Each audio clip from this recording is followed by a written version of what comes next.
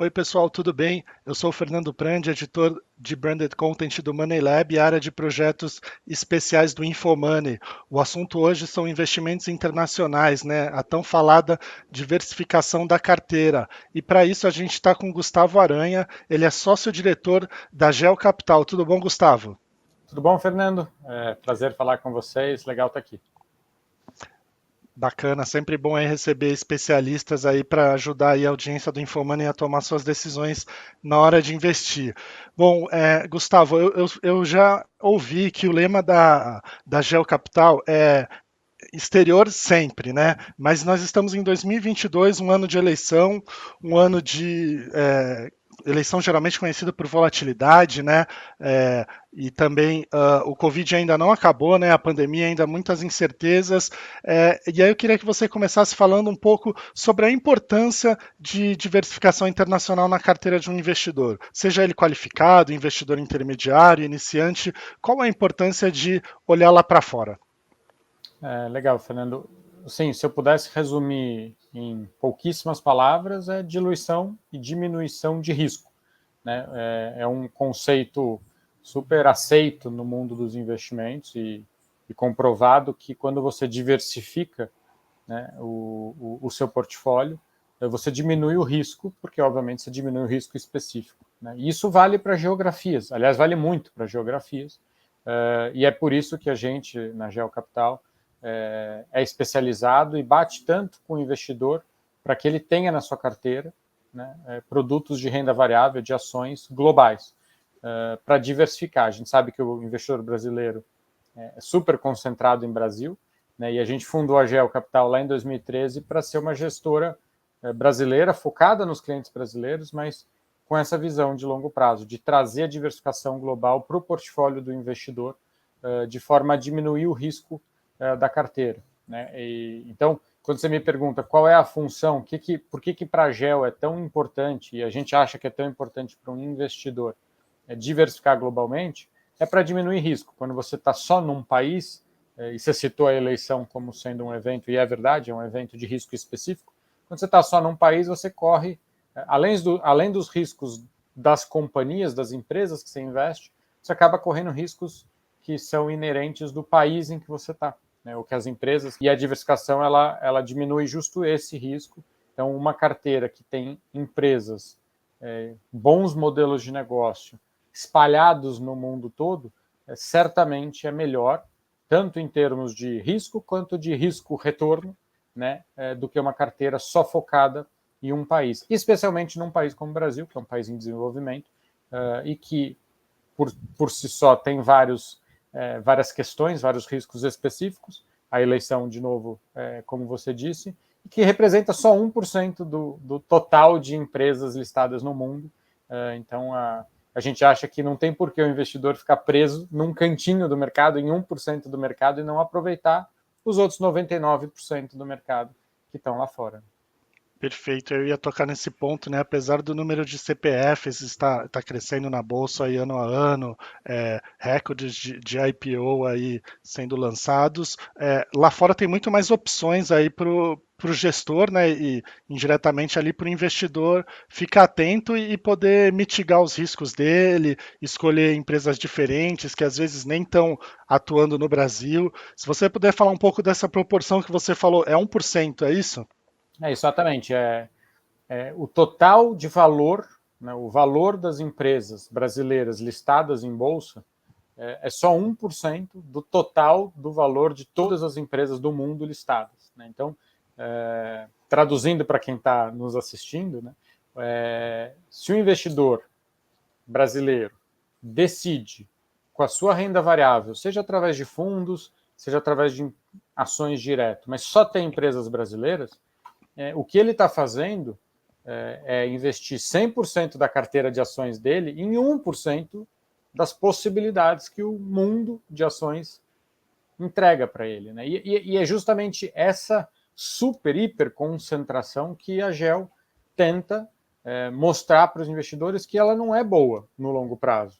Né? E não tem nada contra o Brasil aqui, tem a favor de usar, né, todo o globo, por isso que um dos nossos slogans super importantes é invista no mundo todo, de forma a diminuir os riscos. Então, a proporção é muito grande, né? O Brasil deve ter, talvez na B3, mesmo com esses novos IPOs e tal, eu não sei exatamente o número, mas certamente, sei lá, menos de 500 empresas, e só nos Estados Unidos são mais de 8 mil, no mundo são mais de 40 mil, né? Então, é muito desproporcional quando você decide investir 100% da tua carteira só no Brasil. É isso que a gente quer tratar, é disso que a gente quer falar. Né? E dentro dessa infinidade aí, dessa enorme variedade, né, de opções, o que o investidor precisa olhar na hora de escolher os investimentos dele lá fora? Óbvio, além de contar ali com gestores especialistas, né? O que vocês olham, o que o investidor deve olhar para colocar o dinheiro em boas empresas lá no exterior? Aqui também eu costumo dizer que às vezes tem um certo mito, uma certa fantasia até dos investidores de achar que é muito diferente, né, investir em ações. Eu estou falando especificamente de ações. Eu gosto muito de simplificar, sabe? Eu penso assim, uma empresa, ela é uma empresa. Né? Quando você decide comprar as ações dessa empresa, você está decidindo, por um período de tempo, ser acionista daquela empresa, ser um dono daquela empresa, daquele modelo de negócio. Né? E desse ponto de vista, a sua análise de se ele é um bom negócio ou não deveria não ser muito diferente só porque essa empresa é fundada num outro país ou num outro continente. Né? Então, as métricas que a GEL olha, o que a GEL procura numa empresa, são métricas que elas podem ser replicadas para qualquer geografia. A gente faz isso, a gente não investe em empresa brasileira justo para trazer essa diversificação para o investidor, mas a gente investe em empresas americanas, a gente investe em empresas europeias de vários países e lógicas diferentes dentro da Europa, a gente investe em empresas asiáticas e nessa procura a gente usa o mesmo filtro, né? o mesmo jeito de olhar. Então, aqui eu diria que não é porque uma empresa ela foi fundada ou ela é listada fora do Brasil que necessariamente ela é diferente, mais hostil, mais difícil de você analisar. O que você precisa é ir atrás das informações que te dão segurança e conforto de que aquele modelo de negócio combina com o seu estilo de investimento. No caso da GEL, de novo, empresas de qualidade. A gente procura empresas dominantes. Mas elas podem estar em qualquer lugar e ter sido fundadas em qualquer lugar. Então, o estilo da GEL é procurar empresas globais, né, com clientes no mundo todo e que sejam muito dominantes. Mas, efetivamente, o que eu costumo dizer é que a mesma forma que você procura uma empresa num país deveria ser a mesma forma que você procura empresa num outro país. Como que é feito essa escolha desses ativos dessas empresas, né? Você falou que não varia muito ali o processo de escolha, seja ela no Brasil ou seja fora. Mas vocês, né, a GEL aqui no Brasil, olhando para fora, ela olha para determinados países, continentes, setores empresariais. Como que é feito esse processo para a nossa audiência entender aí o trabalho de vocês no dia a dia? Legal. A gente, na GEL, decidiu olhar um tipo de empresa, que é uma empresa dominante. A gente tomou essa decisão quando fundou a companhia, que a gente queria ser focado em investir nas empresas que fossem dominantes hoje e que, na nossa opinião, continuassem, né, dominantes nos próximos 5 anos. Então, a nossa procura é pela empresa. Então, tanto a geografia da empresa, onde ela foi fundada, onde ela está listada, quanto o setor dessa empresa, eles são consequências. Então, o que a gente busca é ter novas ideias, é procurar empresas vencedoras que tenham as características que, na nossa opinião, demonstram que ela é dominante, e aí sim a gente vai montando primeiro o nosso universo de cobertura e depois o nosso portfólio, de forma a ter sempre essas empresas com altíssima qualidade de modelo de negócio. Então, para responder teu ponto, a única restrição que a gente tem é não ter companhia brasileira, justamente pelo fato, de novo, de querer proporcionar para o nosso cliente diversificação global, mas em termos de geografia e de setores, a gente é bem agnóstico, ou seja, a gente não olha para isso para procurar uma empresa. O que a gente quer é que o nosso universo de cobertura, ou seja, aquelas empresas que o nosso time de investimento, que são 11 pessoas, estudam, analisam e acompanham o tempo inteiro, seja um universo bastante diverso em termos de geografia. Então, como eu falei, a gente tem empresas americanas, europeias, asiáticas, procura e gosta que seja diverso, e a gente tem companhias de muitos setores e de muitos estilos de companhia, companhias de tecnologia, companhias de valor, companhias do setor financeiro, companhias de consumo, de bebidas, de alimentos, então, industriais. O que a gente procura é, independente do setor, ter aquelas empresas que dominam os seus setores. Essa é a grande lógica do processo de investimento da GEL. Maravilha. E entrando um pouco mais aí agora nos produtos que vocês oferecem, né? Você já falou de uma maneira mais macro aí como a Gel trabalha. Eu queria que você falasse um pouco do Gel Smart Beta de qualidade, né? Cada fundo ali tem a sua estratégia, o seu objetivo. Aí a gente pode começar por esse, se você puder explicar para a gente como ele funciona, por favor. Claro, legal. O Gel Smart Beta de qualidade é um fundo que a gente pensou nele, né, quando a gente lançou, para que ele fosse visto, e é assim que a gente encara ele, como um índice de qualidade. Né? A gente tem, como eu falei, a construção do universo de cobertura da GEL, são entre 60 e 70 empresas que a gente considera os melhores modelos de negócio do mundo para daqui a 5 anos. Então, são companhias que a gente gosta muito do negócio, acha elas extremamente dominantes nos seus setores e acha que elas vão continuar tão ou mais dominantes nos próximos anos. E esse, vamos dizer assim, esse universo, esse conjunto de empresas que forma o nosso universo de cobertura, a gente teve a ideia de transformar isso num índice de qualidade, porque, de novo, são empresas de muita qualidade. Então, a gente criou o Smart Beta de qualidade com uma lógica sistemática, onde a gente investe em todas elas. Então, hoje o fundo deve ter perto de 65 companhias, que é a totalidade do nosso universo. E com que peso? Como é que é formatado esse nosso índice? Quanto mais alta a nota que essa empresa tem na nossa avaliação de qualidade, a gente tem um rating interno para isso, maior a posição dela no portfólio do índice. Então, ele é um portfólio bastante diversificado, como eu falei, são entre 60 e 70 posições. A maior posição, em geral, tem perto de 3%, a menor tem perto de 1%, grosso modo.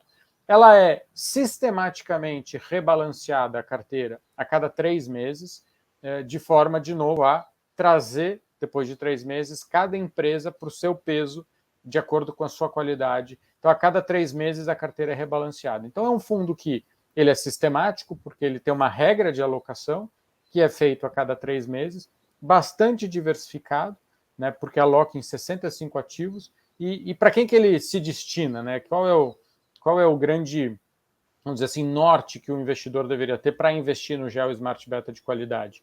Na minha opinião, é aquele cliente que entende a lógica de que ter um conjunto de empresas de altíssima qualidade no longo prazo é muito bom. Vai gerar bons retornos para o acionista, sem correr muito risco específico de um ou outro ativo. Então, com uma baixíssima concentração e com uma boa diversificação. É o nosso índice de qualidade, né, para resumir. Muito legal essa forma que vocês fazem o balanceamento aí trimestral. Só uma dúvida, a análise ela é fundamentalista, e aí vocês dão essa nota, ou ela é quantitativa? É totalmente fundamentalista. Cada uma das empresas que compõem o nosso universo de cobertura são companhias que a gente, como diz o nome, tem sob cobertura.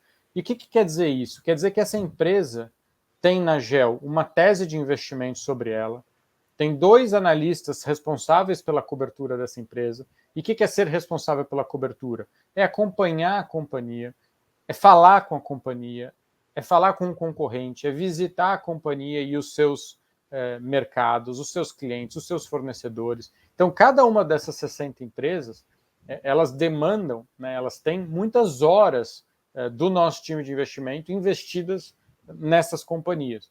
Por isso o nosso conforto de dizer que quando a gente investe em todas elas, a gente está criando um índice de qualidade muito forte, porque tem um conhecimento muito profundo dessas companhias. Então ele é absolutamente fundamentalista. Né? Essa análise é absolutamente fundamentalista. E aí, no Geoempresas Globais, qual que é a diferença ali para esse fundo do índice, né? O Geoempresas Globais ele tem tanto com exposição ao dólar como com proteção, né? Depois a gente pode falar um pouco disso também aí a diferença desses 2 tipos de ativo, mas qual que é a diferença ali dos fundos? Algumas empresas estão nos dois? Como que é? No que ele se diferencia ou se é ali o aporte inicial? O que ele é diferente?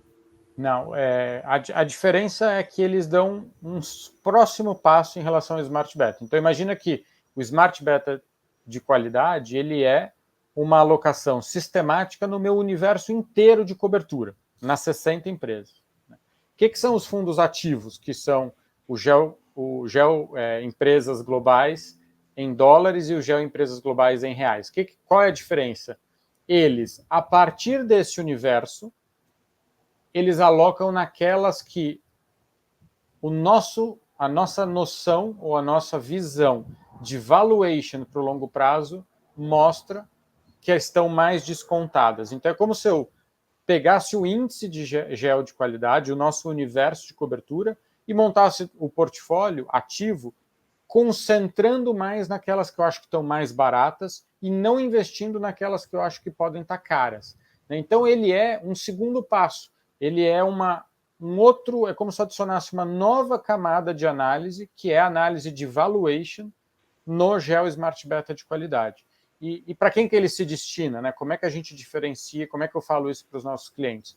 Ele é o portfólio para o cliente que acredita não só que o investimento em empresas dominantes no longo prazo faz muito sentido, isso é comum nos dois, mas que também quer adicionar isso à nossa visão de longo prazo de valuation e, portanto, quer ter mais daquelas que a gente acha que estão mais baratas e menos, ou nem ter empresas que a gente acha que possam estar caras. Ou seja, ele corre um pouco mais de risco específico. Por quê? Porque ele concentra mais. Né? No Gel Smart de Beta de qualidade, como eu falei, a gente investe todas. E as 10 maiores posições do fundo, só para dar uma noção dessa concentração, é perto de 30% do portfólio, ou seja, é bem diluído. Já os nossos fundos ativos, né, as 10 maiores posições, é perto de 60% do fundo. Então ele é mais concentrado. É para aquele cliente que, além de acreditar na tese de empresas dominantes globais, quer acreditar também na nossa gestão de valuation versus o longo prazo, portanto, quer correr mais risco específico. Ele tem, vamos dizer assim, mais personalidade, esse fundo, em relação ao Gel Smart Beta de qualidade. Legal, são não diria as campeãs, mas as com mais potencial aí de trazer retorno, né? E obviamente vai acabar tomando um pouco mais de risco ali, mas de olho nesses potenciais retornos de acordo com a análise da equipe da GEL. E aí, dentro do GEL Empresas Globais, tem o exposto ao dólar e o protegido, né? É sempre bom a gente falar um pouco disso, né? A gente trabalha sempre aqui na tese de educação financeira. Se você puder falar um pouco aí como funciona esses dois tipos de investimento. Perfeito, a gente está seguindo um caminho bem legal, eu acho que está ficando bem fácil de entender, né? O GEL Smart Beta, que é o universo todo, depois a gente constrói um portfólio que é ativo, ou seja, como você falou, investe naquelas que têm, na nossa visão, mais potencial de retorno para os próximos 5 anos, e ainda depois divide a gestão ativa para o cliente escolher se ele quer ou não ter o retorno do dólar no seu portfólio, né? Então, aqui a diferença entre eles é que as companhias que a gente investe, né, as empresas que a gente compra para o portfólio ativo, elas são lá fora, assim como o Smart Beta, elas são lá fora, e, portanto, elas são, vamos dizer assim, calculadas, né, o seu preço é em dólar, né, ou em outra moeda, mas é tudo no final do dia transferido para dólar.